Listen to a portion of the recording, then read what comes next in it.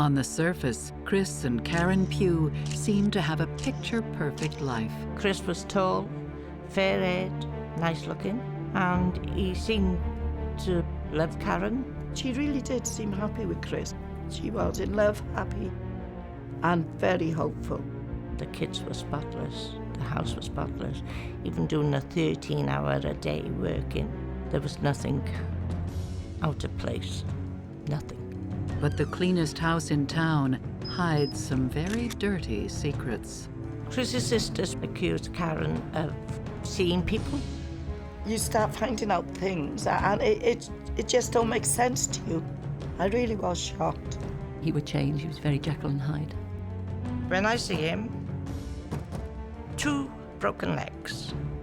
Love may be blind and marriage bliss, but divorce is murder.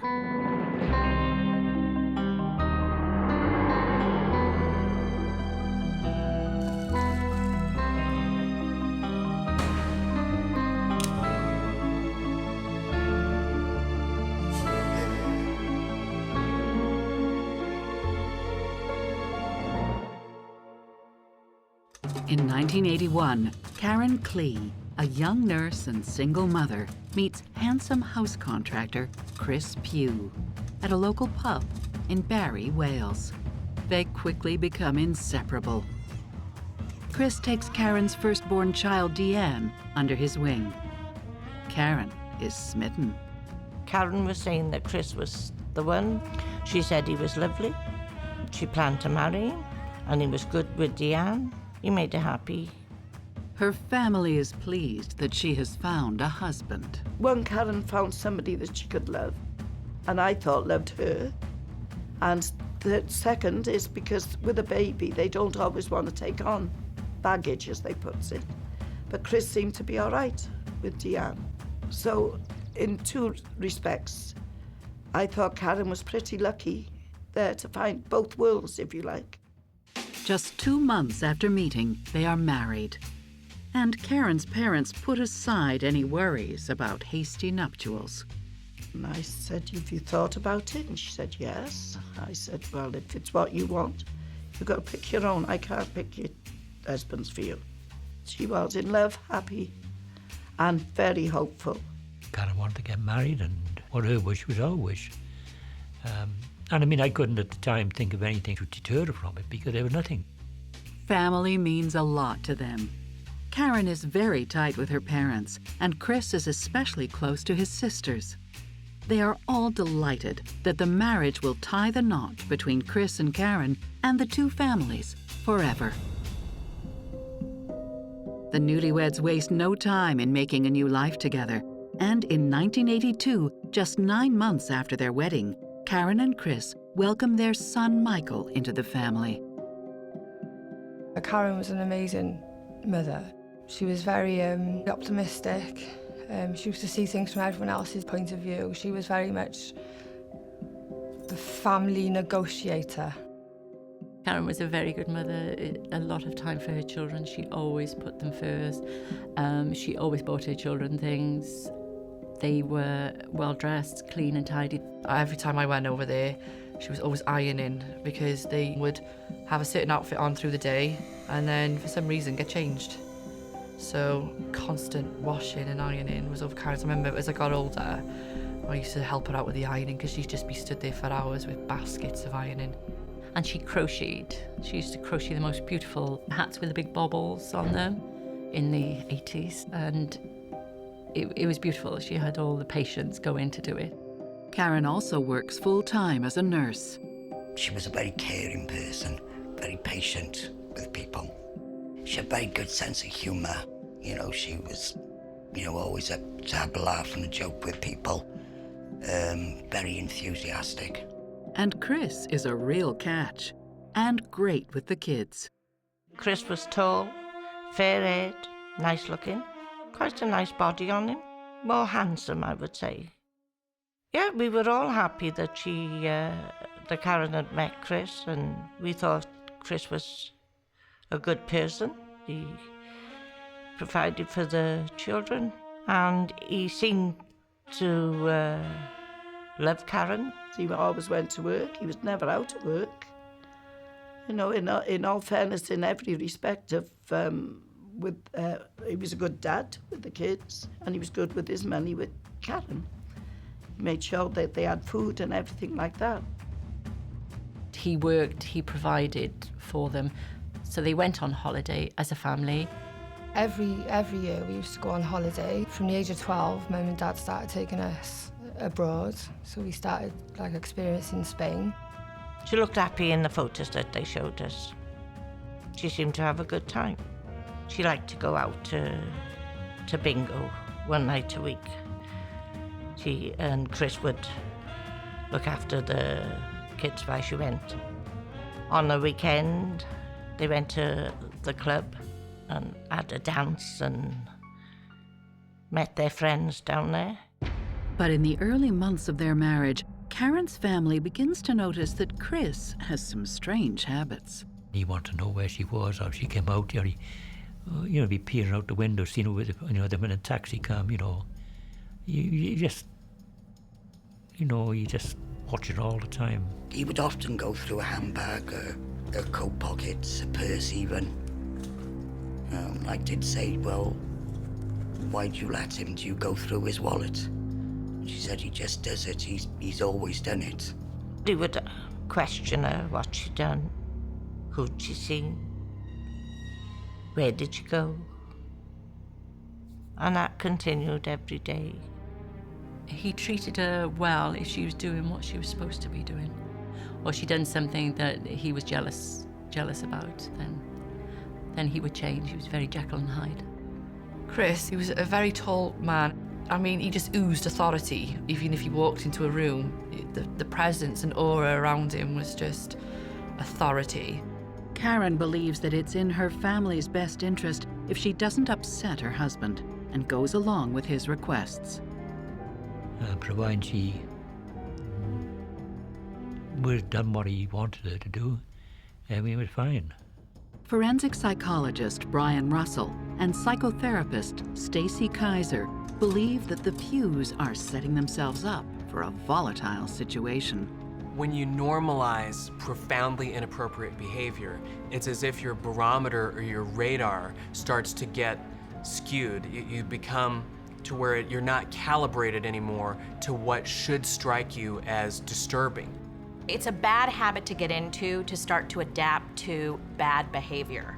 So for someone like Karen, who's starting to view Chris's controlling behavior as normal, this could enable his controlling behavior to become more frequent. That's dangerous because something will have to get really, really bad before you'll recognize that you're in a dangerous situation. 2 years into the marriage, Karen's friend Bridget has an unsettling encounter with Chris at her home. He would follow her about because he didn't trust her. I mean, I remember when the children were younger, he sent them over to my house to see if I knew where Karen was. So when the children knocked the door and asked me, I said, no, sorry, I haven't seen him today. And I looked over across the road and I saw his head appear from behind a white van. I thought it was a bit strange. Not only is Chris's behavior strange, his family is not quite what it seems either. He waits until after they are married to divulge the truth.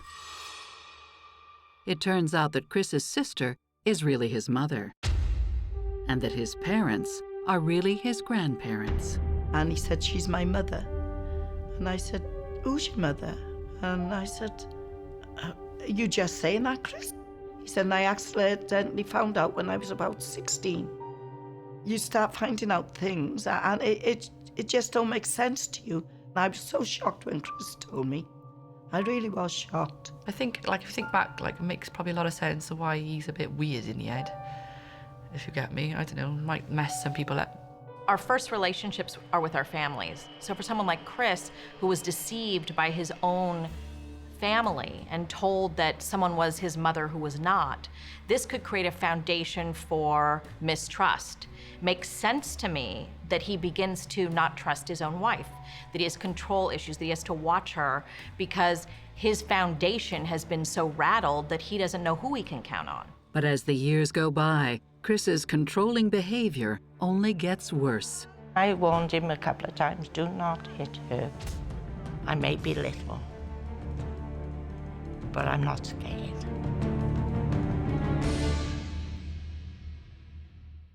By 1983, Karen Pugh is a devoted wife and mother of 2, running an immaculate household in Barry, Wales.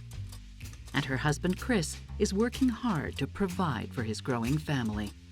She ran a good house, good mother, and a good wife.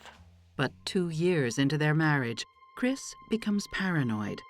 So much so that he accuses Karen of having an affair with a neighbor. He thought that she had a man friend. The only friends that she had was the people that she went to bingo with, and they were women. Despite the fact that his accusations are unfounded, Chris lashes out at her, and Karen ends up badly bruised. The tension also mounts between Chris and Karen's families. I went round to Karen's, knocked on the door. Karen answered. She had bruising. She was crying. I said, where is he? And Karen said Chris had gone to his mother's. And I said, that's okay, I'll wait here till he comes back. Chris come back with 3 sisters. And they come to tell Karen off for the way that she was treating their brother. I told them to go away, otherwise they would be in serious trouble with me. I told Chris to leave. It was Karen's place, not his. I told him to go back to his mother and find somebody else. But Karen didn't want that. Karen wanted him back, so back he came. Chris's family has a completely different take on what is really going on between Karen and Chris. Chris's sisters went and accused Karen of seeing people when she went to bingo. They'd been told that she was seeing somebody else, and it wasn't the way to act when you were married and when you got children. And his sisters believed him. Basically, they believed him and didn't see 2 sides of it. The sisters accuse Karen of provoking their brother with her flirtatious behavior. They were older than me, and they spoiled Chris. He was a baby brother. Of course, one turned out to be his mother, so naturally she was going to stick up for her son. And the other 2 were aunties. Karen's family takes her side. They thought because I was little that I wouldn't do much, but I was feisty. I did plenty. I told them, if I catch Chris, just gotta catch Chris hitting Karen, I would break his arms. And I told him straight, I may be little, but I'm not scared. Families often see what they want to see. And so they have this idealized version of Chris. They think he's so perfect and wonderful that they believe that the only reason he'd be behaving in this abusive way was because Karen was causing it. I went up there and I said to him one day, I said, you're going to hit her once too often, Chris. And he said, what do you mean by that? I said, because I'll end up killing you. And he started to laugh, and I said, I don't joke about things. How many trees and bushes do you pass coming home? And which one am I going to jump out of? You tell me, and look for it. Karen's family pleads with her to leave Chris. I said, please leave. You can get a place, you can find a place to live. Just move away, you and the kids, and stay away from him. I always said that she'd be better off leaving him, but she wasn't prepared to leave him because she didn't think it was fair on the children for them to be without their father. And she said when the children are old enough, she said, I'm going to leave. So she had every intention of leaving, but wouldn't leave because they were a family unit. In her mind, she couldn't keep the kids. they should be kept. In other words, clothes, food, wanting to go somewhere and all that jazz. She wouldn't have been able to do it out of her wages. How can I stay away from... I couldn't earn enough money to keep the kids. I gotta go back. The troubled family continues to grow. In 1984, Karen gives birth to her daughter Louise, and in 1986, she has her fourth and final child, Samantha. She realised how trapped she was, but she was going to leave him anyhow. She did tell us that when the youngest, which is Samantha, when she was of age, she was gone. She'd done her duty to all the kids. She'd brought them all up, and the other three were already settled anyhow. But no matter the state of their marriage, Karen and Chris escape their problems by taking idyllic vacations together, often just the two of them. On these trips, Chris is like a different person. She loved holidays, beaches, wherever. They all went as a family and they all went together. And he was as good as gold while they were on holiday and everything. He was absolutely marvellous. By the early 90s, a decade into their marriage, these vacations don't seem like such a good idea to Karen's friends. I said to her one time, aren't you frightened about going away with him on your own? What if he pushes you over a cliff after an argument? And she laughed at me and said, no, he always treats me like a princess when it's just the two of us. But the happy vacation time doesn't last. Back home, Chris and Karen's marriage continues to spiral, and the tension between Karen's family and Chris's is getting worse. It reaches a boiling point when Lorraine learns that Karen has a broken arm. And Kathleen received a phone call from Karen saying that Chris had hit her again.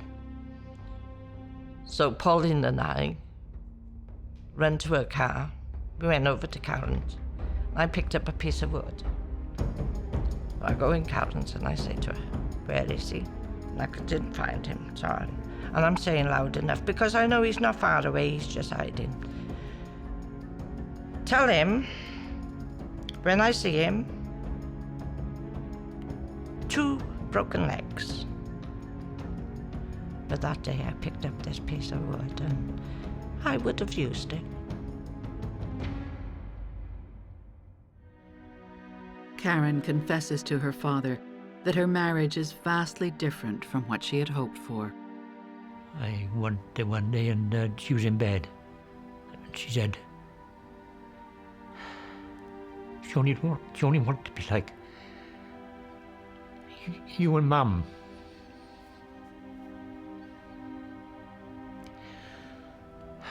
She wanted to be a good housewife.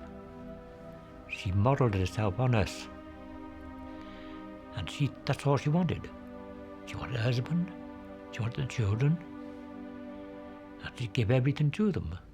Pretty much every little girl grows up wanting to find her Prince Charming. So to begin to see that your relationship has taken a turn for the worse and that it's hopeless and that you really don't think you're ever gonna have that is devastating, it's traumatic. At the end of her rope, Karen decides to go on vacation, and it will change her life. And then she said to me one day, I met a fella out there. She said, he's from Cardiff. She was full of life again. The violence in Karen and Chris Pugh's marriage is escalating. Karen's family encourages her to take some time away from him. It got worse and worse. It got worse and worse, and everybody could see it. And eventually, it wore her down. In February 2002, at the lowest point in her marriage, Karen decides to go to Torremolinos, Spain, for a week-long vacation. She's ready for a dramatic change in her life. When Karen gets back, friends and family notice a complete change in her. She had lots of colour in her face and she was really happy. She was always smiling, always excited. She was just like a different person. And there's a good reason for her newfound happiness. In the beginning, Karen didn't tell us. We didn't have a clue. We just said to her, you had a good holiday, it was superb, she said. And that was the indication that she enjoyed what was happening there. John is a 51-year-old landscape gardener from just outside Cardiff, Wales. After meeting in Spain, the two become romantically involved. She didn't tell us that she'd met someone or anything for ages. And then she said to me one day, I met a fella out there. She said, he's from Cardiff. And I said, oh yeah. You could see the difference in Karen. Karen became happier. Her whole face used to light up when she spoke about John. He used to buy her flowers a lot. He always bought her flowers, and she used to appreciate that, because that's something that Chris never really did. Karen continues her relationship in secret. It's like she'd had a breath of fresh air. She was relaxed. She was laughing more. And things just more ease. Her needs have not been met for so long, and now she finally finds somebody who is attentive and interested, and it feels good to her. And so rather than just leave her husband, she begins to see him on the side, almost as if he's filling the holes that Chris has left open. I think that Karen was escaping temporarily, periodically, from the relationship with Chris that she knew was failing. Something like starting an extramarital affair instead of getting out of the marriage adds a whole extra layer of complexity to getting out of the marriage. Even though they are both married, according to Karen, her holiday romance is about to get serious. The thing is, he's married, but he doesn't get on with his wife. Oh, I said, don't say you're falling for that story. And she said, no, it's true. He doesn't get on with his wife. And so we're going to start meeting. And I said to her, well, you be careful because of Chris. I said, you know what he's like, Kat? I said, you just be careful with it. I said, well, you have to ask yourself, did you still have any feelings for Chris? And she told me, no, I don't love him anymore. And I said, well, you're a decent person, Karen. You've got to do the decent thing and tell him. But Karen is too scared to tell him. By spring, after carrying on the affair for a few months and buoyed by her new romance, Karen realizes it's time to make her move and get out of her relationship with Chris. Karen's youngest daughter, Samantha, is now 15. Deanne and Michael, in their early 20s, and Louise, 18, have all moved out of the house. Karen feels that it's no longer necessary to stay with Chris for her kids. All of a sudden, Karen came to me and said, can I come down here to live? And I said, I suppose. And she said, I'm leaving Chris. And can I come down here? And I said, yes, you can come down here. What about the kids? No kids. There's only Sam left, and Chris can look after Sam. She'll be fine. I'm leaving. Karen moves out, and surprisingly, Chris doesn't put up much of a fight. He would knock the door with some chocolate for Karen, and Karen would say, I don't want to see him. And I'd say, Karen doesn't want to talk to you, just go away, Chris. After years of accusing Karen of having affairs, Chris can't imagine that his wife might now actually be having one. He's convinced that the two of them are getting back together, since, according to him, they've been seeing each other. He even tells his youngest daughter, Samantha, that he is reconciling with her mother. Samantha had come down to my house, and my boyfriend was there. Basically, she just turned around and said, oh, Mum and Dad are getting back together, and she was really buzzing. And my boyfriend turned around and said, no, they're not. She's met someone new. Samantha is the last in the family to find out. She's shocked by the news. Hoping to help her father face the truth, she tells him of her mother's affair. When Chris hears about it, he behaves like a man obsessed. He was just becoming a right stalker. Karen slept at my front room, and she had the bed in there. And he could only just see over the window because the window was high. So it was just a pair of eyes looking in. And she'd say to me, oh, Mum, Chris is looking in again. I said, pull the curtains so he can't see. So, which Karen would do. Well, he kept coming down house and wanted to see Karen. We told him, no, it's finished. And used to sit on the wall and watch him waiting. He wanted Karen back. And Karen wasn't going back. There was no way Karen was ever going back there. When he was off from work, he was there. Weekends, he was there nearly all day long.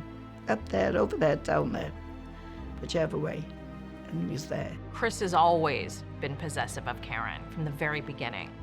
And now that she seems to be slipping away, that he's afraid maybe that he'll leave her, his controlling behavior escalates. He needs to know more, watch her more, possess her more. When people start to get desperate, irrational courses of action start to seem reasonable to them. Everyone is on edge. Just lost his head, like. I caught him outside my nan's on the Wednesday. He was pacing back and forth past my nan's garden, like, and I said to him, what are you doing down here? And he showed me a gun. He said, I got a gun, I'm gonna shoot that John. I know he's in there with your mother. And I said, oh, come on now. I said, don't do that, you'll end up in prison. What about us kids? And he said, fuck you kids, I just want your mother back. On the Thursday, I went to warn my mum that I'd caught him outside there with a handgun. It was crazy because I said to her, look, if I go to the police, I said, I can have him for being a stalker. She said, you can't say he's stalking me. I said, well, what's he doing? He is stalking you as far as I'm concerned. And I said, but it's not only you, Kat, there's me. He won't touch you, Mum. She said, he'll never touch you. So she said, you're quite safe, it's only me. Karen is so immune to his behavior now that she doesn't have any emotion about it. She's so cavalier because she's learned to be detached. Often people in abusive relationships get desensitized, and their threshold for what seems violent to them rises to a point that would be hard for the rest of us to understand. It's really dangerous because it's literally like a slowly bubbling pot that I fear will ultimately bubble over. Despite Chris's stalking, every once in a while, Karen visits him at her old house and periodically sleeps over there. Everyone speculates about what is going on. Maybe she thought in her own little mind that if she went back with him and spoke to him, that it'd smooth things over. She must have thought, oh, just go and, go over, keep him happy, so he don't start. Chris's family has a different take on the situation. They claim that she is dating Chris at the same time as John and not just trying to smooth things over with Chris. They are convinced that she is leading her husband on. Made out that Karen was the one that was in the wrong. She was the one having the affair, and Chris was desperately trying to get the marriage back on track. He bought new clothes, he was making more of an effort with himself, and he wanted to take her out for dinner and things like that. Karen led him to believe that everything was going to be okay with them, that they were going to be back together. I actually have two theories for why I think Karen is still seeing Chris. Number one, I think she still has feelings for him.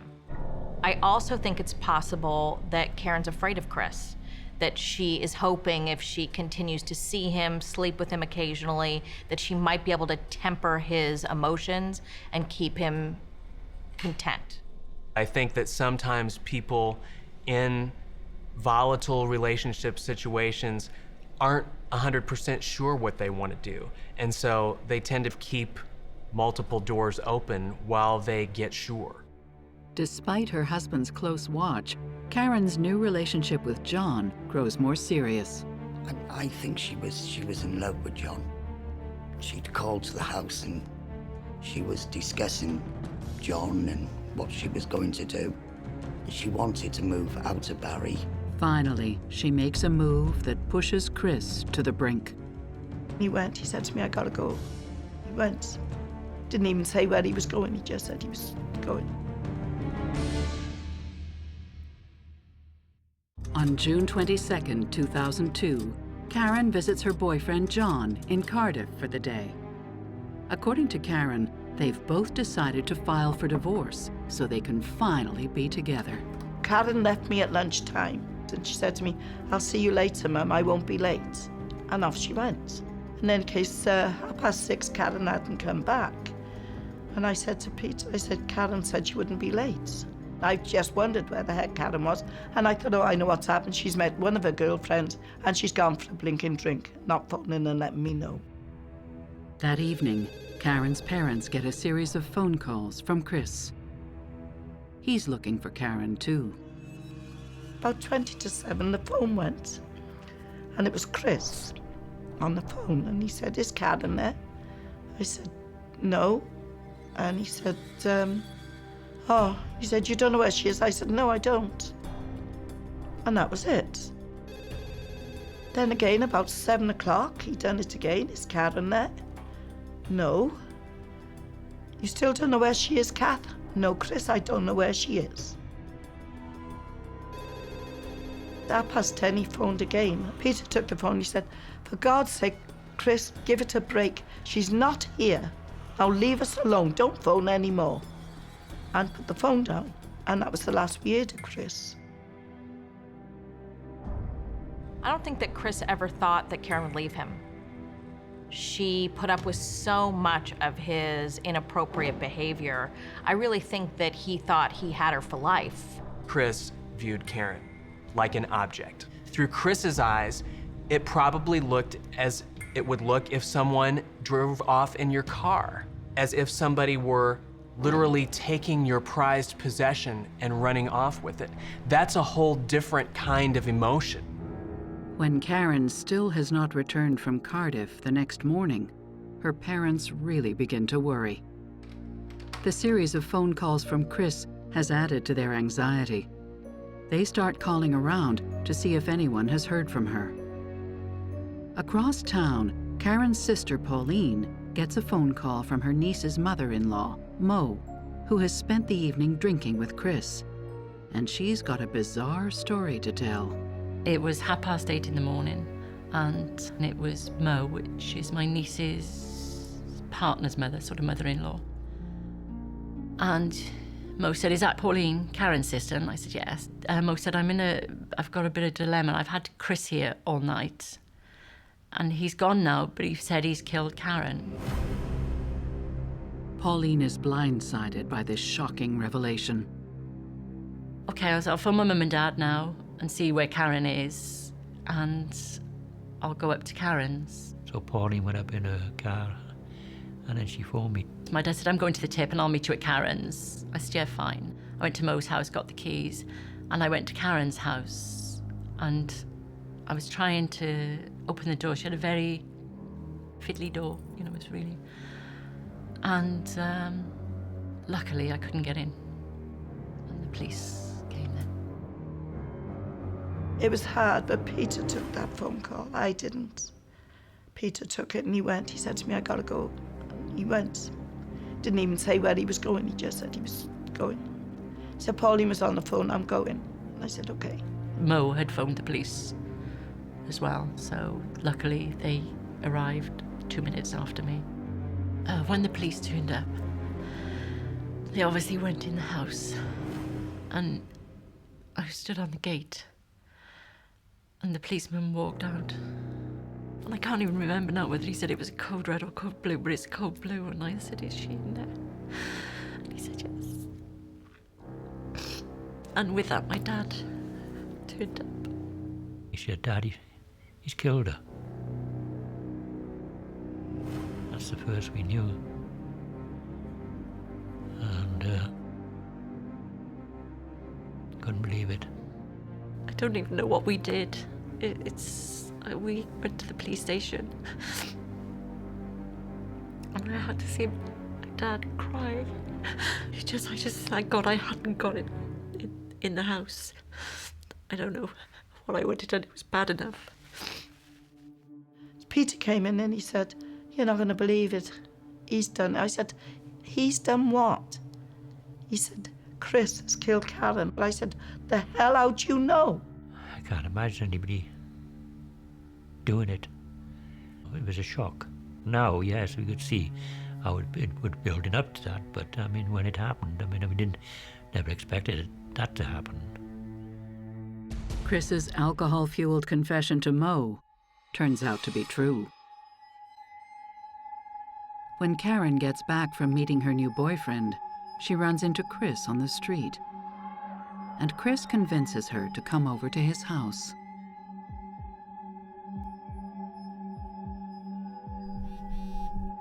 John texted her, missing you already, J. And he just put the initial J. Karen was up in the bathroom, and he picked it up and read it. And I think that was the start. I think that's what's done it, if you like.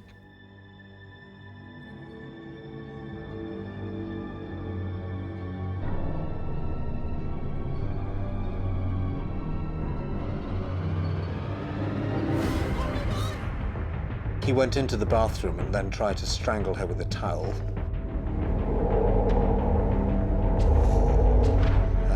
And he then armed himself with a hammer, which was close by, and battered her about the head. I think he broke the hammer, and having done that, went and got another hammer from another part of the house. After Chris brutally murders his wife Karen, he sends a text message to John saying, "Meeting Karen in Cardiff was the worst thing you ever did." Chris cleans up the crime scene after first going out to buy a bottle of whiskey, leaving the body in the house. He'd gone to the shop and bought a bottle of whiskey because it was on camera. And then Chris went back to the house and cleaning up everything. With the house clean, Chris roams the streets, claiming to be looking for Karen. Killed her about, I think it was 5:30. And he was ringing my nan then to see if he'd seen her, when he was probably stood next to her. Chris ends his search charade at his in-laws' house and spends the entire night drinking with her and talking about his marriage and his relationship to Karen. Towards early morning, he confesses to Mo that he's killed Karen. Karen's family cannot believe what's happened. It's like as though you're outside your body watching. It doesn't seem like you. It's really strange. I can't describe how I felt. Obviously, I was devastated. I don't mean it like that. But what I was doing and saying and things like this, I can't. It's quite blurred, the day. I just couldn't believe it. I lost her.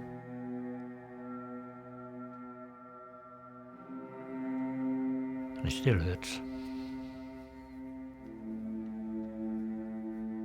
I wouldn't believe it for about 2 weeks. Like, I kept looking for her. And then after the funeral, then I spent the night in the cemetery by the side of her.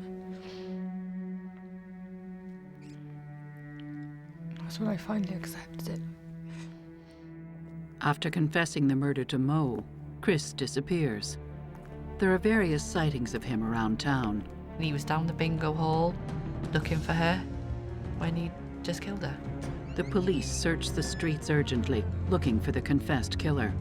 No one knows what else he's capable of. It was awful. Worst day of my life. Worst day.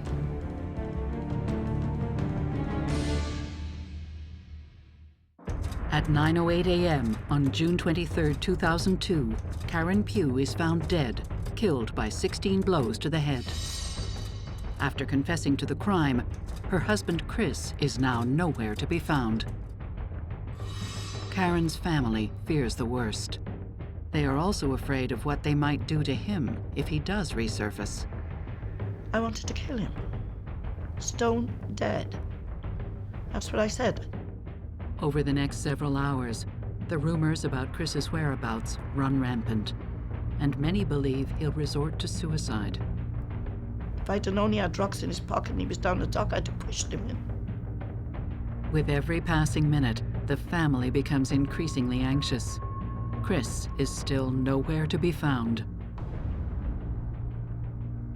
But by 3:30 p.m., to everyone's surprise, Chris appears at the police station and unexpectedly turns himself in.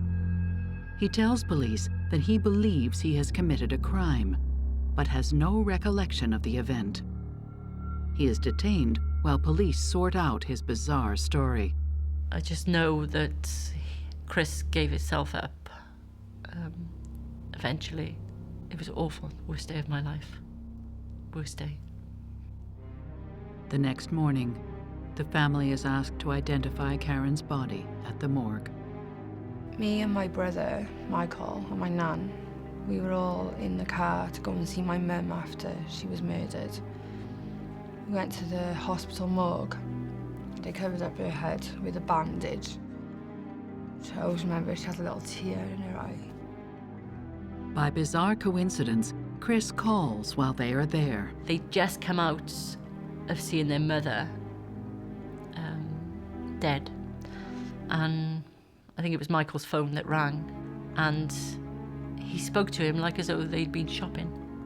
And they were just on their way home from shopping.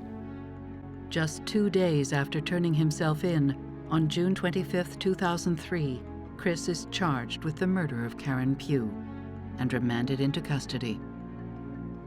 Several months later, Deanne visits her father in prison.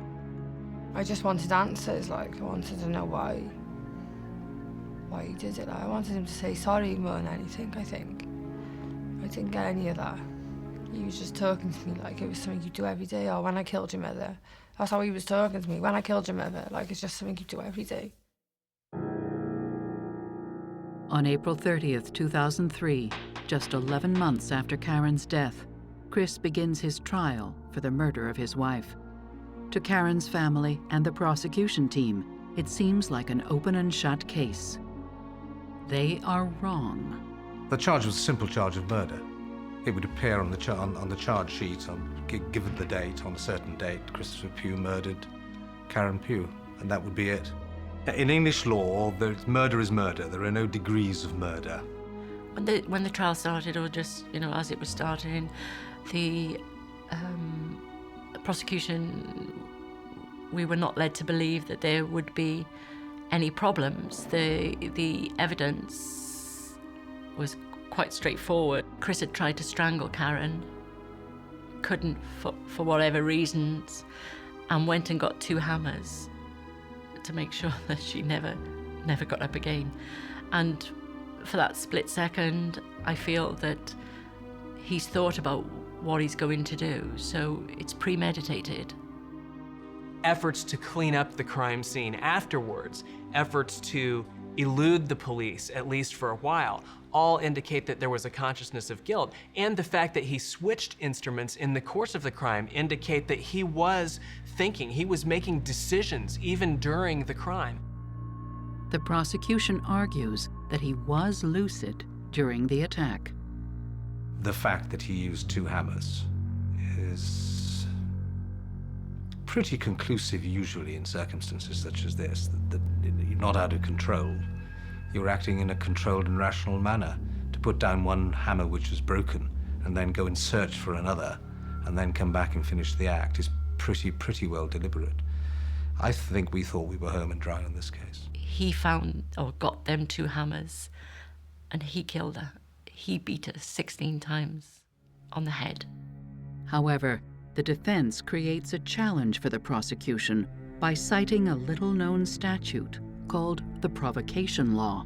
The important feature in this case was the law of provocation. And that provided that if by words or deeds immediately prior to the incident, someone was caused to lose his self-control and acted in a particular manner, then the proper verdict is one of not guilty of murder, but guilty of manslaughter. In short, the defense is claiming that Karen's actions provoked Chris into killing her. This is a law more often used in domestic abuse cases where the victim kills the batterer.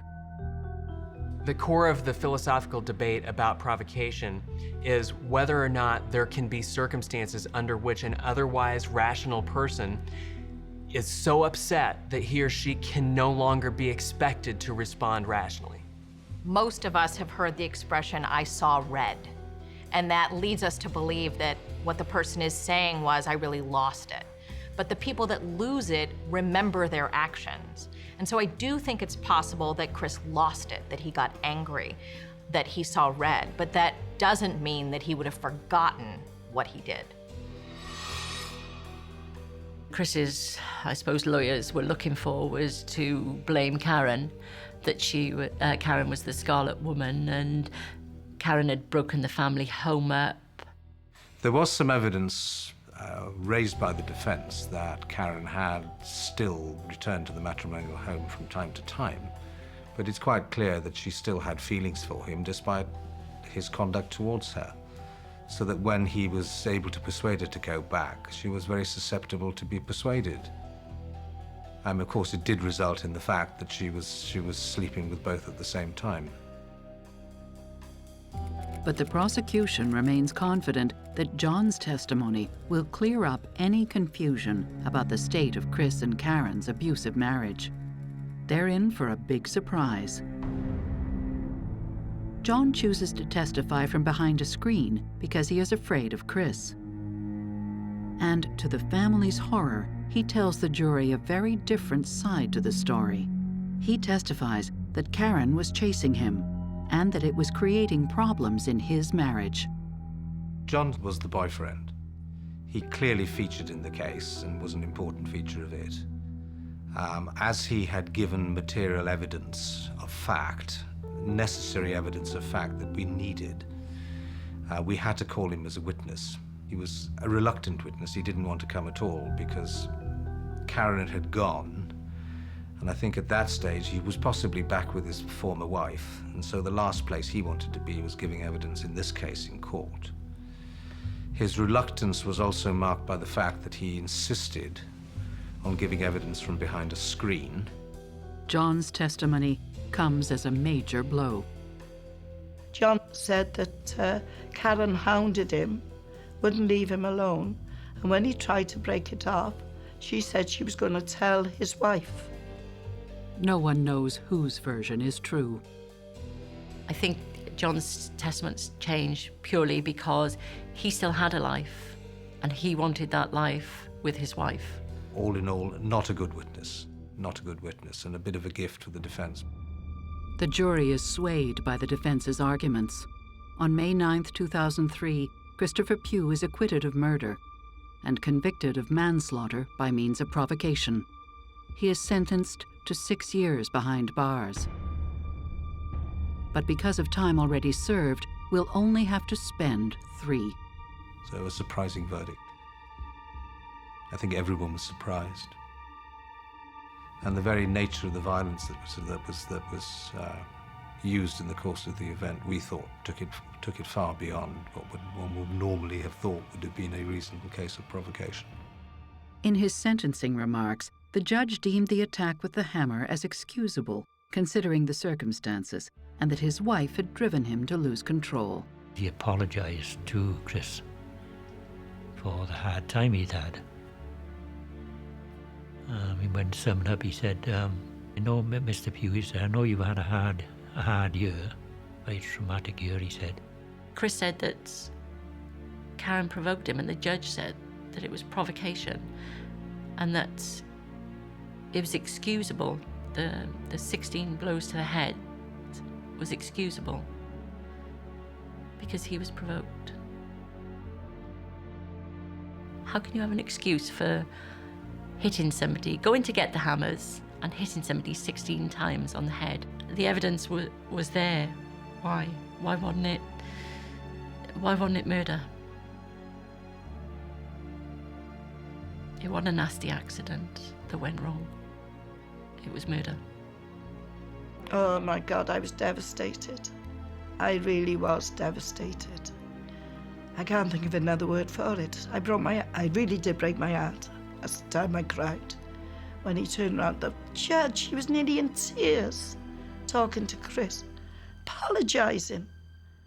Kathleen said she did have a little bit of happiness before she died with John. And that's the only consolation that we got, that she did have a little bit of happiness before she died with John. I think I was gutted more for my nan and gramp because, like I said, for 23 years they'd had to watch her being beaten and mentally abused and couldn't really do much in that respect. And then having to bury her and then having to live with the fact that there was no justice. And that ate away at my nan and gramp badly. After spending 3 years behind bars For killing his wife with 2 hammers, Chris Pugh is released from jail in 2006. It just pickles me like that he came out, picked his old job back up, and just carried on working. Like he was in there for like a parking ticket or something, or, you know, non-payment of something trivial. In the end, Karen's desire to keep her family together eventually tears it apart. Chris's children do not know which side to take. The children no longer have a lot to do with one another. They don't really speak. It's broke us up. It's broke a very, very close family up. I'll tell you what, she'd be with you 10 minutes and you'd love her. Everybody loved Karen. When she got buried, there was 250 people at her funeral. 250 people at her funeral. No, she was loved.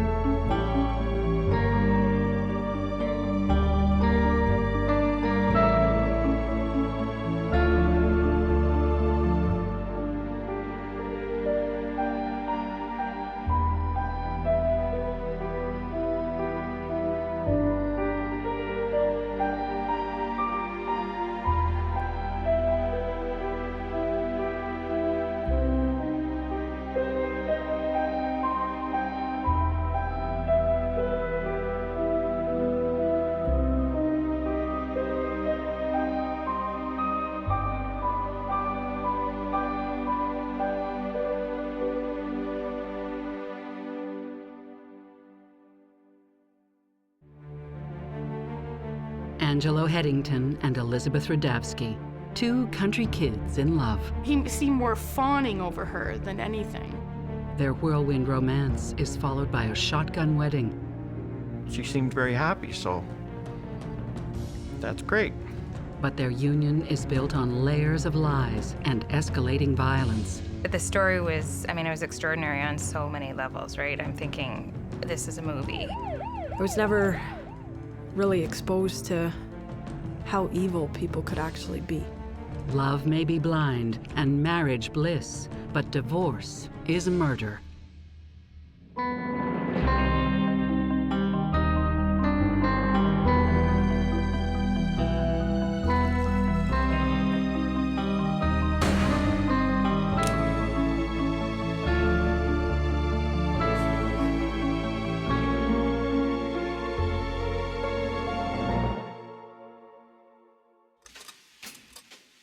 Glencoe, Ontario.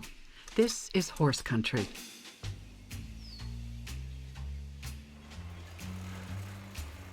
Elizabeth Radavsky has always lived here and has always loved the country lifestyle.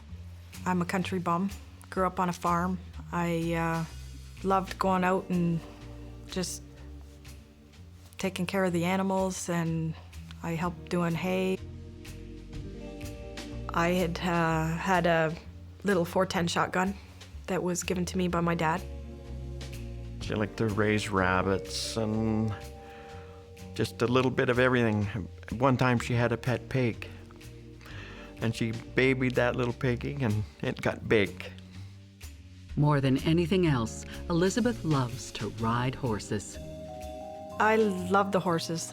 They just seem to understand me. Glencoe is paradise for horse lovers, and as just about everyone will tell you, a tight-knit community. Kelly Dupont is a local horse boarder. Most people are related to each other. I did find that. And a lot of good people, though. In 2002, Elizabeth is 26. She works part-time selling dog licensing tags outside of Glencoe, a small Canadian farming village just north of Lake Erie. You just needed to go from farm to farm throughout the whole township, basically just have people buy dog licenses. The job is a good fit for easygoing Elizabeth. Oh, she trusted everybody. I don't pass judgment on people. Oh, everybody knows everybody for sure. Not too much gets away without everybody knowing what the next door neighbor's doing. Elizabeth lives with her boyfriend, Andy. They've been together 6 years. But unlike Elizabeth, Andy's not into horses. I would always ride by myself. I know it was very dangerous to ride by myself, but if you have nobody to go with you, you just go do it. Elizabeth is about to meet a stranger who shares her passion. Oh, there was rumors regarding a lone rider that was out riding. We didn't know who it was. Yeah, basically he came into town and rode into town and nobody knew him. Like, who's that guy? So That guy turns out to be Angelo Headington. Elizabeth meets him when she pulls into a farm just outside town. Angelo has a job as a farmhand at Rhine Minima's farm. I think he was working for Minima, and then he got injured. Angelo doesn't have any cash to pay for his dog's license. He explains he fell off a fence and won't be able to work again until his leg recovers. Elizabeth agrees to collect the money from him later. Their conversation quickly turns from dogs to horses. He says, oh yeah, he has a horse, and oh, where's your horse? And oh, he's in the barn. That was my first visit. Relationship expert Stacy Kaiser and forensic psychologist Brian Russell see loneliness as a key part of this instant attraction. There's always something attractive about the mysterious stranger riding into town, and I think that's part of what happened with Elizabeth and Angelo. The connection on the horses, I think, is more than superficial. The fact that Angelo is injured makes him appear vulnerable. And it really plays to something in a young woman because she thinks maybe she can help him. A lot of women have a nurturing, motherly kind of instinct. And when somebody seems needy, injured, whether it's emotionally and or physically, it can sort of trigger that. I think the horse was probably the biggest thing, that she found someone, a man that likes horses and had a horse. Elizabeth's connection with Angelo grows stronger when she meets his horse, Excel. In meeting Excel for the first time, he was a very gentle horse. He had a very soft eye.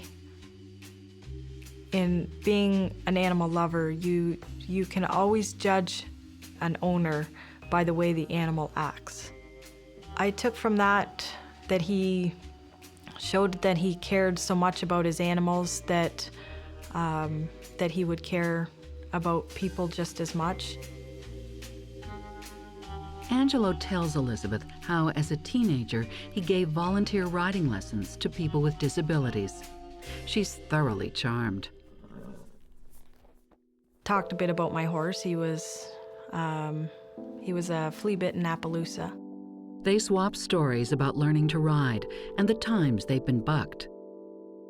Every time I talked about my horse and I had a story about something that had happened to my horse, he would always give me a story, something relating. We had a lot of common issues, common adventures. Soon, they're calling each other Ange and Liz, and the conversation turns personal. He had said that he was married before, and he was just trying to move on, and I had told him that I had a boyfriend at the time, and Andy wasn't a horse lover. Elizabeth confesses to Angelo her relationship with Andy has reached a dead end. I think it's easy sometimes for people in long-term relationships who get unhappy or get bored for some reason to run into somebody else and feel a much stronger connection than they really should feel because the other person reflects precisely the thing that they're unhappy about in their current relationship. There is this really strong connection in and around horses, and that is something that is missing in her relationship with her current boyfriend. Over the next 3 months, Elizabeth and Angelo spend more and more time together. I showed him a couple of my spots just to go down and sit and look at the water. And, well, that's the types of things I like to do. They went riding and did things, and she seemed very happy, so that's great. Angelo joins Elizabeth when she's out dog tagging. I had asked Andy many times to just come out with me, just dog tagging, and he would never do that for me. So it was really nice that Ange wanted to spend the time with me, and to me that meant a lot.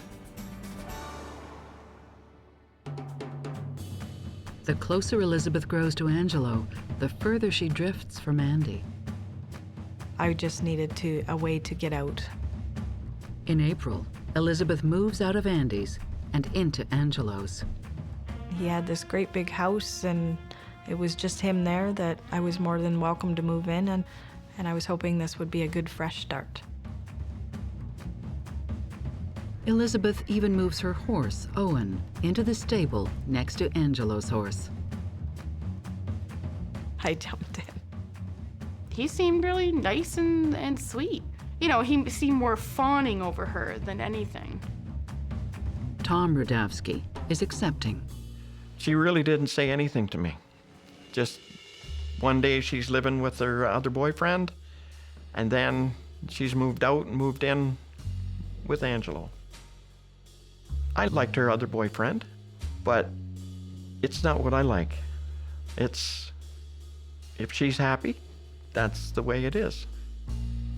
It's really concerning to me how quickly Elizabeth has fallen for Angelo, left her boyfriend, and subsequently moved in with Angelo. It's almost as if she has put him up on a pedestal that he will inevitably fall from. When one person sort of mirrors the other and has a reflective response for the things that the first person says, it can indicate the presence of a connection. When the relationship is healthy, that's what it does indicate. It can also indicate manipulation if some of the reflected responses aren't genuine. Oftentimes, a great way to lure a person in is to pretend that you have the same interests. When Elizabeth returns to her seasonal job as a cashier at a slaughterhouse, her boss, Alma, finds her happier than ever. And it doesn't take long before she meets Elizabeth's new beau. One day he would come in and say, well, I bought her earrings, and Elizabeth would be wearing her earrings. And the next day would come in, you know, like, I bought her a ring, and Elizabeth would have a ring on her finger. But not everyone is as keen on Angelo. Nelson Billier buys and sells horses and has had dealings with Angelo on his travels. Well, he'd stand there with his hands in his pocket like this, and stand just like he was a macho guy. Very deep voice, full of BS. Nelson doesn't think much of the new couple either. She maybe had to be an idiot to be living with somebody like this. I don't spare the words, and that was just what went through my mind, thinking, what in hell is going on here? But for the most part, friends and family wish them all the best. I tease her about because she's a cute girl and she could do better, but then again, love is blind. But happiness is not in the cards for Angelo and Elizabeth. When they were first together, he was so nice to her. And then all of a sudden it was just like so nasty.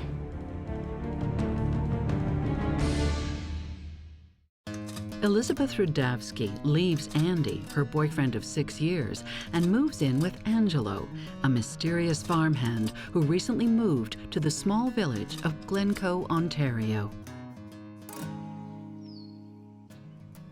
By April 2002, Angelo and Elizabeth are spending almost all their time together. But cracks in their relationship are starting to show. Angelo is more and more possessive. If she was anywhere near me, he would be within 5-10 feet, always within listening distance. Angelo accompanies Elizabeth to work every day and stays for her entire shift. The only thing I knew, all of a sudden he was in the picture. He would wait till lunch in my coffee room and sit there and never leave.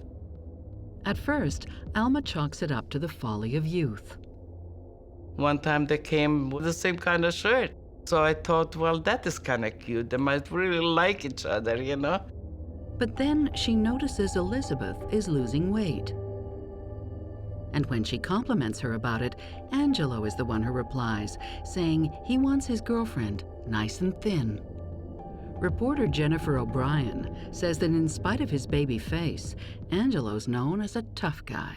He was real gruff, kind of spoke from the stomach, would, do things like kind of, macho things, like spit while he was speaking to someone, and talk kind of crude, and he had his hands in his pockets all the time, and he was playing with himself.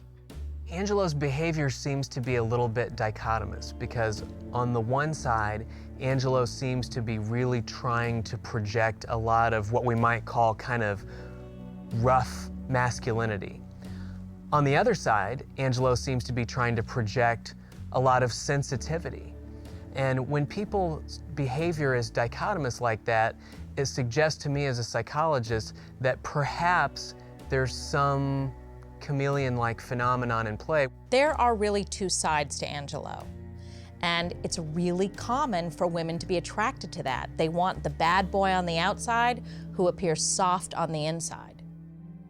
When Elizabeth's dad, Tom Radavsky, meets Angelo in person for the first time, he notices a change in his daughter's behavior.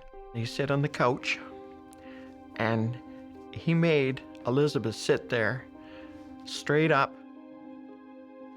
knees together, and hands on her legs. And he said, "You sit straight." And right from that day on, I knew there was going to be a problem. I just sat there with my hands in my lap and looked pretty. He had come up with different ways to control me. I needed to act like a lady.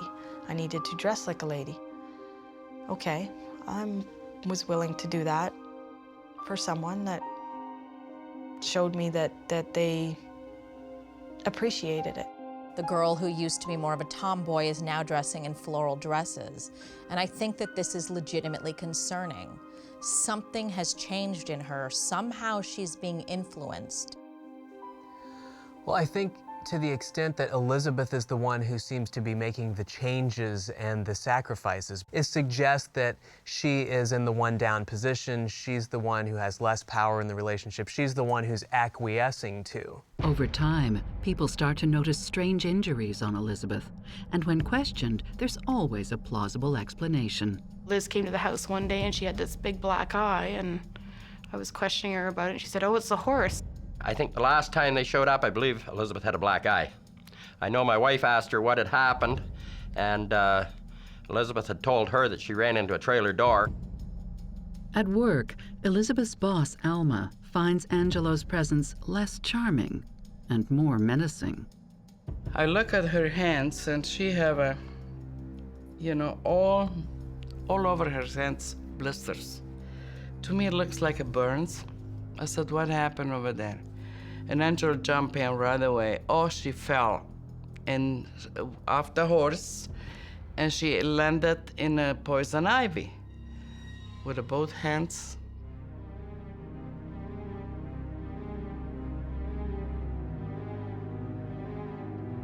After a few months, Angelo's presence in the lunchroom has become such a nuisance that Alma's son asks him to leave. He said, "Angelo, I have you enough. Go out. Go come back at 5 o'clock and pick her up." Angelo doesn't leave. He simply plants himself in front of the shop. But he never listened. Then he was sitting on a parking lot. When asked to leave the premises, he crosses the highway and watches Elizabeth work from across the road. Facing, that he can see everything through the window, what is happening, and sit there until Elizabeth was done.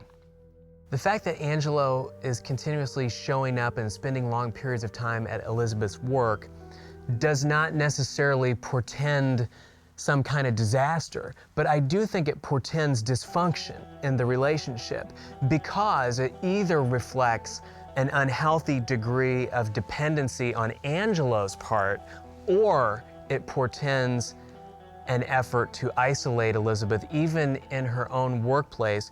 In other words, to prevent her from having the opportunity to interact with others outside of Angelo's watchful eye. It's a predatory behavior. It's somebody who is lurking in the shadows waiting for who knows what. It looks like he is not giving her space to have a life. And it also makes me think that he has nothing to do. Doesn't he have anywhere else that he needs to go? There are different accounts of what happens next. Alma says Elizabeth up and quit. She just said, Alma, I better quit. That's it. You know, like, and she did not give me the reason why. Kelly Dupont says Elizabeth is fired. You can't have an employee where someone's sitting outside and waiting. You know, it's really quite creepy to them. Everyone agrees that Angelo's presence is to blame. Around the same time, Elizabeth also loses her dog-tagging job. She lost 2 jobs because her partner was outside, you know, stalking her basically. Then, in June, the couple is kicked off the farm for not paying rent. Elizabeth's brother Tommy tells their father that Elizabeth shows signs of domestic abuse. He was telling me that he's seen Elizabeth with bruise on her face. Tommy also finds a leather riding crop hidden inside a cushioned chair, the kind used to discipline horses. Angelo tells Tommy he's kinky, suggesting a different, more sinister use of the whip. I never seen Elizabeth with any injuries at that time, and it's just from what my sons told me. Out of the blue, Elizabeth asks her brother to take her guns away, but doesn't say exactly why. I think I just told him that the guns need to go. That it's not a lady thing to do, that they just need to go. In town and at the barn, tongues start to wag. Everything about this relationship starts to feel wrong. Nelson, who's known Angelo for a long time, expresses his concerns to Kelly. You know what, really be careful around that one, because, yeah, he's sort of a scammer and a con man, and that she was sort of in danger, really. In a way, we felt sorry for her. But it's not our duty to walk up to somebody and say, hey. Concern grows when Elizabeth holds a yard sale in a pasture on No. 2 Highway. I drove by and there's a big yard sale. So I stopped and there's all this great stuff like long rider coats and saddles and blankets and bridles. I mean, nice stuff. So I stopped and bought a few things, but I said to Liz, I said, why are you selling all your stuff? Elizabeth says she needs the money. Kelly wonders why Angelo isn't selling his stuff too. Among the items for sale, Elizabeth's first saddle. I remember it had my initials on it. I oiled it all the time, and it was really hard to sell that saddle. And her horse, Owen, which Nelson gladly trades for a much cheaper horse. He was a very nice horse. I cannot tell you where I sold him, but it was a very good horse deal for me. And you think, why is somebody doing this? So here we have Elizabeth, who is having this yard sale and selling off possessions that are near and dear to her, and Angelo is not. What this says to me is not only has she now been isolated from work and family and friends, but she's starting to sell off her possessions. So what is going to be left of Elizabeth? What, in terms of her identity, is she going to still have? We have to keep in mind that love is sort of the great blinder, and that she may have felt at the time that she was sort of willingly doing what she needed to do, because at that point it was she and Angelo against the world. The couple soon finds a new place in Ridgetown, 40 miles away from everyone they know. So they move away, like they keep moving. We sort of have increasing isolation from those to whom she's always looked for social support. All of those are indicators of an isolative process that can be dangerous, and it can indicate an underlying pattern of control that can become abusive very easily. I think that friends and family should be gravely concerned at this point. Everything that Elizabeth stood for, the way she dressed, her horse, they're all gone. And she's now dedicated her entire life to one person. But soon, her loved ones will get big news. News that might just explain the couple's odd behavior. She was pretty excited about being pregnant.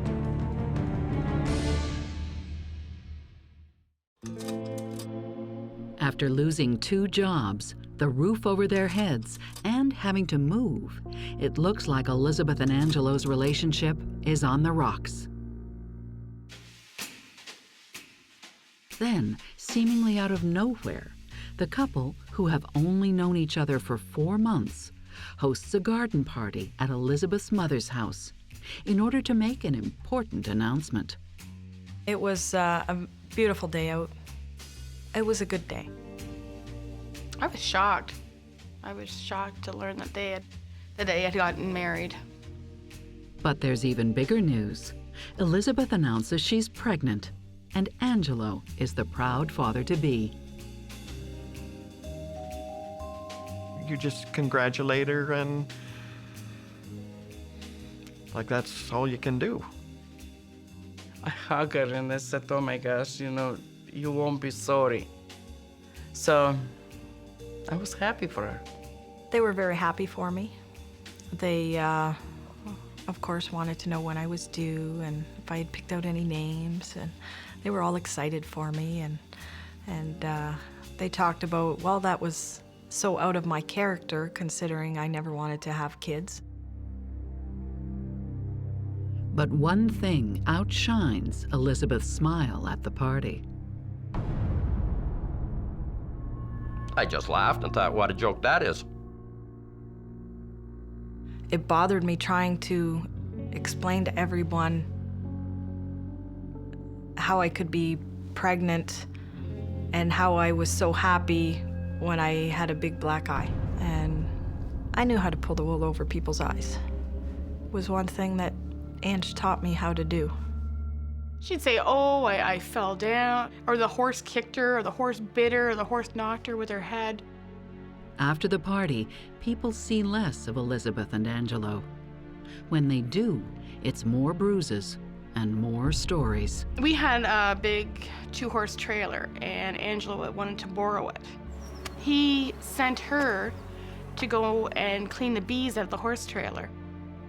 And she was like trying to swatting at all these bees, but being that she was pregnant, I mean, it would have been insane for her to go clean it out.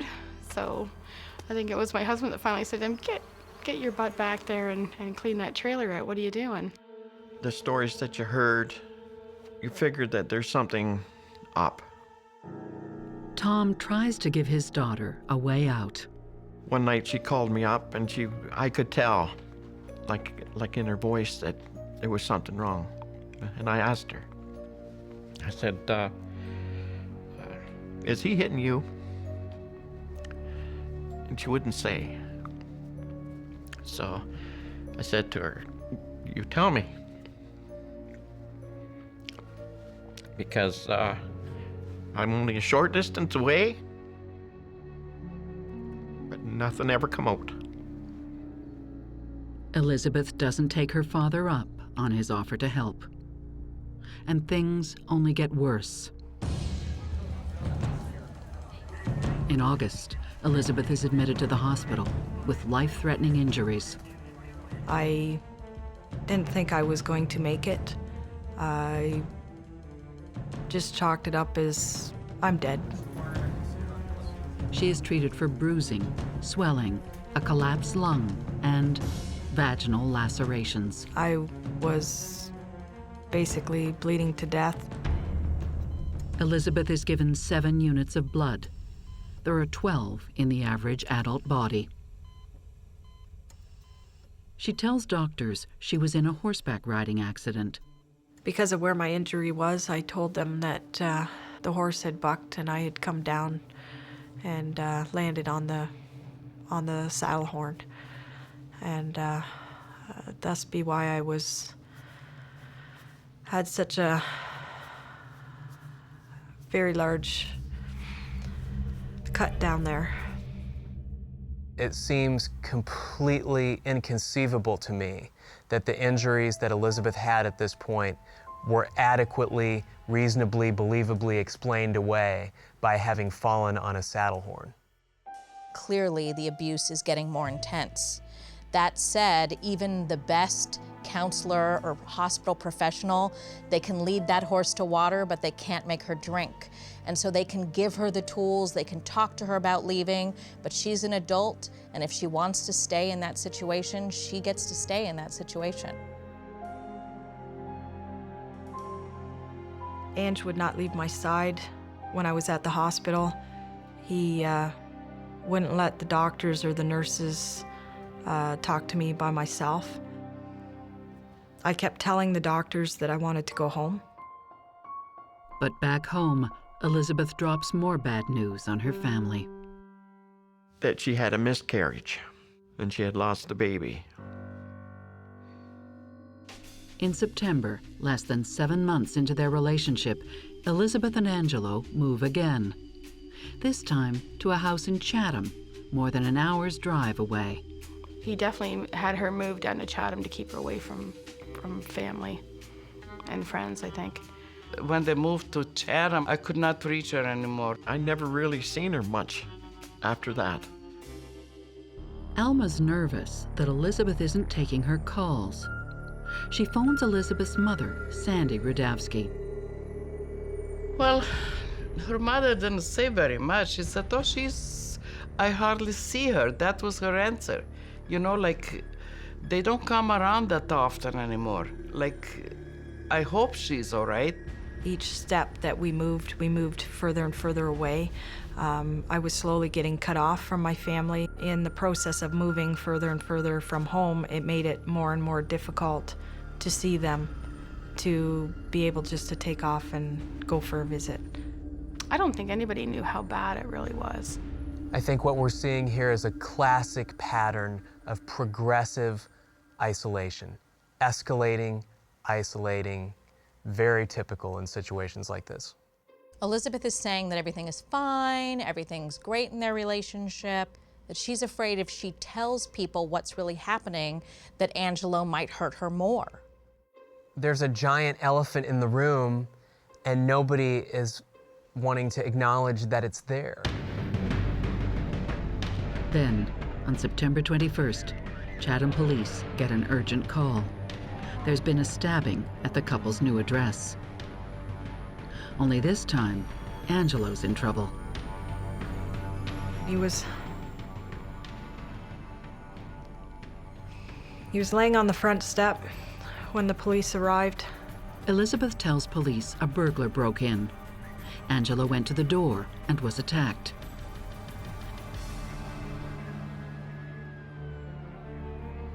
With Angelo in critical condition, Elizabeth braces for the worst. We always thought we should have told her, but then if you told her, does she snap then, or does she know what she's married to? We thought maybe she knew what she was married to. Angelo Headington is stabbed in the early morning hours of September 21st, 2002. He's rushed to the hospital. I kept saying to Ange that he'll be okay, everything will be okay. And then, as I was being pulled away, I heard Ange say, "It was my wife."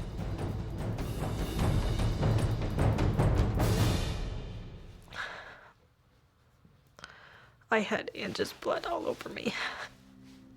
They wouldn't let me wash.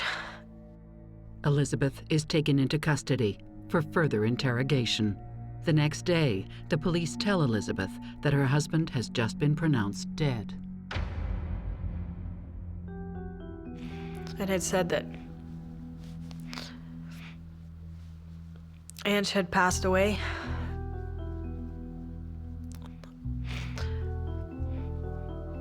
and that I was officially charged with first-degree murder. What the detective says next is even more shocking. He tells her the name of her deceased husband is not Angelo. The detective referred to Angelo as Angela,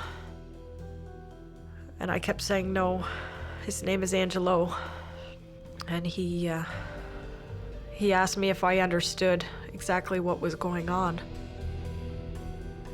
Ange was a girl. The paramedics made an observation which led them to believe that the person who they believed was a male person was in fact a female person. On their way to the hospital, the paramedics discovered a prosthetic penis under Angelo's clothes. The police came to the door and said, "We have to talk to you. It's about your daughter." And there's something else, like, he is not a he, he's a she. The story is everywhere, and Angelo's secret is the talk of the town. How do you keep something like that quiet? My sons showed me the newspaper. I said, no, it cannot be. People were quite shocked to find out that Angelo was a woman. Not everyone is surprised, though. Horse dealer Nelson Billier says years before, he first knew Angelo as Angela. A bunch of us were sitting around drinking beer, and she wandered up. And you can imagine guys about half drunk, and this thing walks up and lets on to us it's a guy. She was dressed like a guy, she acted like a guy, but she had earrings on. And I said to her, "Why would you wear earrings like that to the Western Fair?" And she says, "I am a girl." Nelson had tried to tell people about Angelo, but nobody believed him. And I told Kelly, I said, you realize those are two girls. I'm thinking, well, she's pregnant. There's no way. That's obviously a man. Police struggle to understand how Elizabeth could have had an intimate relationship without knowing Angelo's biological sex. Elizabeth tells them what Angelo told her. An ex-girlfriend got mad at him and burnt his genitals. And that's why he wasn't as a normal male. I never seen nothing. Things were dark.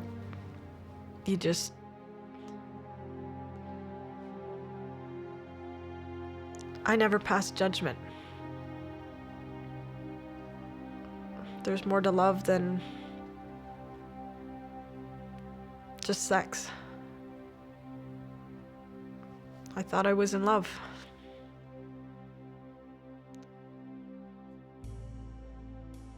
I think it's completely possible that Elizabeth believed Angelo's story and then decided to respect his wishes and not touch him physically, because Elizabeth was so passive when it came to him. He had so much control over her that it would make sense that he had control in the world, he would have control in the bedroom as well. In custody, Elizabeth quickly admits to killing Angelo. But she says she acted in self-defense. It's like everybody else, if you're pushed to the limit, people protect themselves. Her account of her 7-month relationship with Angelo is harrowing. The beatings began within a week of moving in with him. I took one heck of a beating. Soon, Angelo punishes Elizabeth for offenses such as making her meal portions too large. Well, I tried to make it as even as possible, so then he would start taking food off my plate. Well, you're trying to lose weight, so you don't need all this food. The more I tried to fight back, the harder the beatings got, the more creative he got. Elizabeth reveals the real reason she asked her brother to take her guns away. She feared for her life. He had cocked the gun and pointed it right at my head and said, "Do you want me to pull the trigger and see if there's something in there?"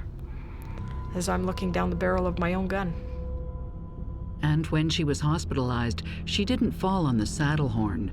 She was violated with a metal pipe. I was actually very shocked when Ange had put me in the truck to take me to the hospital. I figured I was just going to be thrown in a ditch somewhere on the side of the road. Police don't yet know if Elizabeth's claims are true, but it's clear the young woman is in rough shape. There was a lot of physical features about her that supported the fact that she was being abused. Elizabeth spends her 27th birthday in custody in Sarnia Prison. Dr. Peter G. Jaffe, an expert on domestic abuse, is brought in by Elizabeth's lawyer to assess her mental state. I think what was unique about Elizabeth is the fact that she wasn't thinking about herself and whether she'd spent her life in jail. Her thinking was really all about Angelo and Angelo's family and what she had done. In their sessions, Elizabeth reveals another truth to Dr. Jaffe. She isn't legally married. It was very hard lying to my family.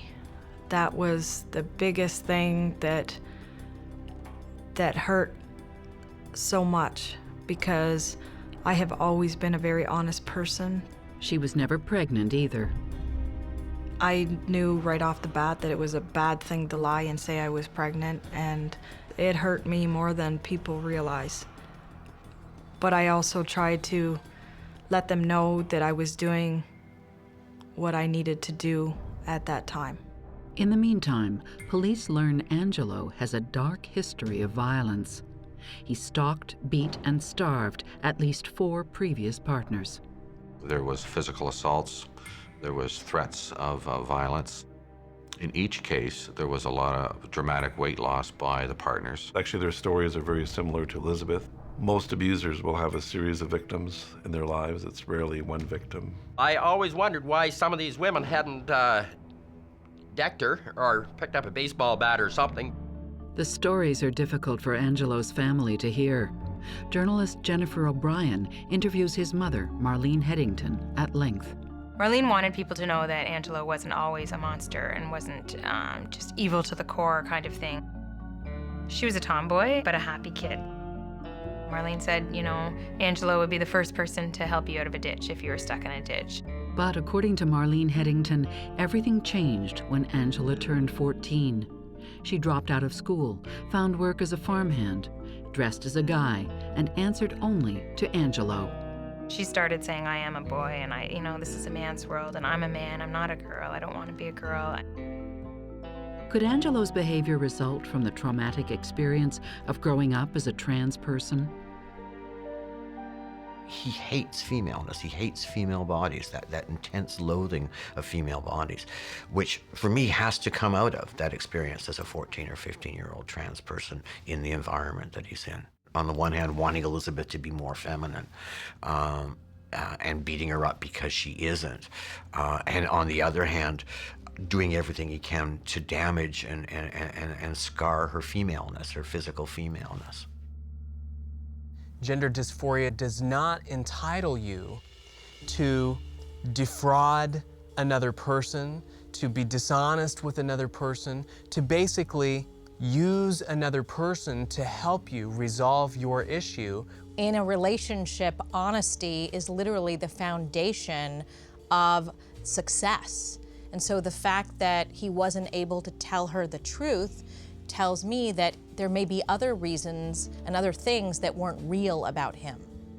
Angelo made references to Elizabeth about, his sister Angela that had been sexually assaulted and was struggling with, her own sexuality in the aftermath. So one could speculate that Angelo was really 2 people. There was an Angela that was a vulnerable victim of something terrible that happened when she was younger, and then there was an Angelo who was the male, aggressor, perpetrator, trying to compensate, or deal with the trauma that she had suffered earlier. Whatever the origin of the violence she was victim of, it finally pushed Elizabeth over the edge. The details will soon be revealed in court. Everything was still quiet, and then all of a sudden, he attacked me and started coming at me. Elizabeth Rudavsky is in custody after stabbing her partner, Angelo Headington.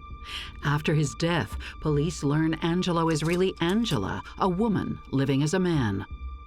The court proceeding in April 2003 is only a day long. There had been murders and there had been abuse cases, but nothing like this. I'm thinking, this is a movie. For the first time, the public learns how Angelo was really killed. It starts when Angelo threatens the life of Elizabeth's 8-year-old niece. We had a bit of an episode where he just argued with me, and we just argued back and forth. I was finally standing up for myself and telling him that I've had enough. I can't take this no more. I'm done. I just want out. He said that he would have my niece's head brought to me on a platter in the morning. And I was very confused on why he would harm a defenseless child in all this, that she had nothing to do with this. Just leave her alone. And he said no. He says to me, well, I think I'm gonna kill you and deal with your body in the morning. And then all of a sudden, he attacked me and started coming at me. Started grabbing me by the throat. I fought back. She manages, for the first time, to escape. But Angelo catches up before Elizabeth can break free. I don't remember doing any of this. It was like I was watching a movie.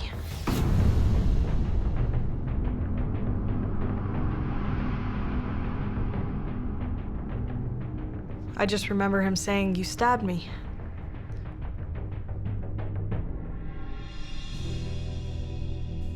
Police say the evidence supports Elizabeth's version of events and her allegations of abuse. We seized a vacuum cleaner pipe. There was DNA that we were able to extract from that pipe that supported allegations that Elizabeth had made. I told the truth. It felt so good to finally get it out. The court also hears a summary of Dr. Jaffe's report on her psychological state and why she couldn't leave Angelo. Most people think, well, I could never be in that situation. Give me, show me a crack in the door, I'm out of there so fast. But that's not the reality. Part of abuse is taking somebody down a very dark highway. So if an abuser gets a victim to tell one lie, then you're part of the scam. Then you feel even more trapped. Elizabeth says her mental state also kept her from asking questions about Angelo's sexuality. I'm not naive. I guess deep down I did know Angelo wasn't Angela. When you're put in certain circumstances and you're told and forced to believe certain things, your mind goes into a defense mode. You just learn to overlook people's flaws. You just learn to take things in stride, go with the flow, don't ask questions.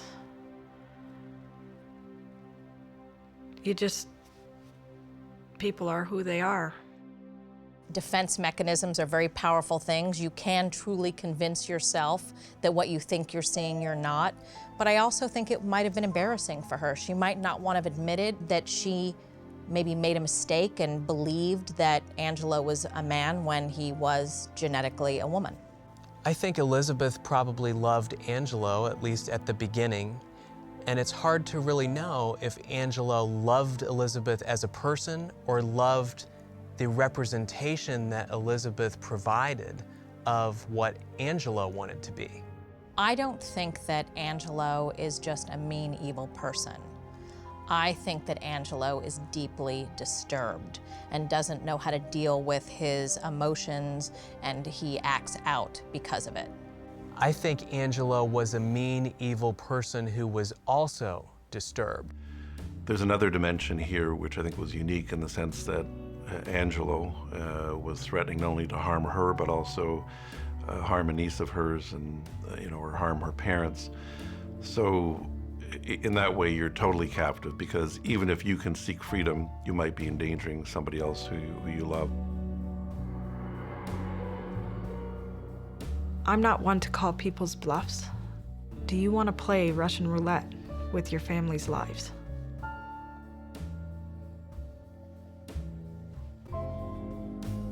I didn't want to. I don't think it was wrong that Elizabeth stabbed him. At the time of the stabbing, Elizabeth feared for her life. I think Elizabeth is very lucky to be alive today. Who knows what Angelo might have done had she not killed him. The judge, Crown prosecutors, and police investigators agree Elizabeth Rudavsky acted in self-defense when she killed Angelo Headington. The only difference between women who kill and women who don't is the severity of the abuse that somebody's facing. The more severe the abuse, the more sexual abuse, the more threats to somebody's life, the more likely somebody is to kill ultimately in self-defense. The murder charge against Elizabeth is dropped. Angelo's parents are said to support this decision. Angela had lost her life as a result of being stabbed, and she has family, and they were deeply affected by that. But we could not ignore the fact that this was a very abusive relationship. Marlene was quite emotional about it and very remorseful. She was remorseful, I think, over being unable to help her daughter. And also she was remorseful and regretful over not helping Elizabeth. She had said to me, she killed my daughter, but what other choice did she have? 10 years after these events, Elizabeth lives a normal life and has advice for other victims of domestic abuse. As much as you think you're alone, you're not. It takes you to step up and say something if you're in danger. I'm really glad that Elizabeth decided to tell her story, because I believe that she has been through a traumatic experience. And so it's my belief that her sharing what she went through is actually part of the process of getting better and not going through something like that again. Obviously, one of the messages from what Elizabeth went through, it's a message to friends, family, neighbors, even co-workers, that victims need people to keep asking questions, to be supportive. I'm really feel bad about it that I did not see it coming with Elizabeth, what was going through. I think I just felt so guilty about not being able to help her. In 2007, Elizabeth gets married. Sadly, her husband Mike dies of a heart attack shortly after the birth of their son, Luke. Luke is part of Mike. That's what she's living for. She just lived for that little kid, I don't know how she can be so strong. I always question, why did I make it through this? I believe it was for Mike and Luke. Don't get these tears wrong, I'm happy.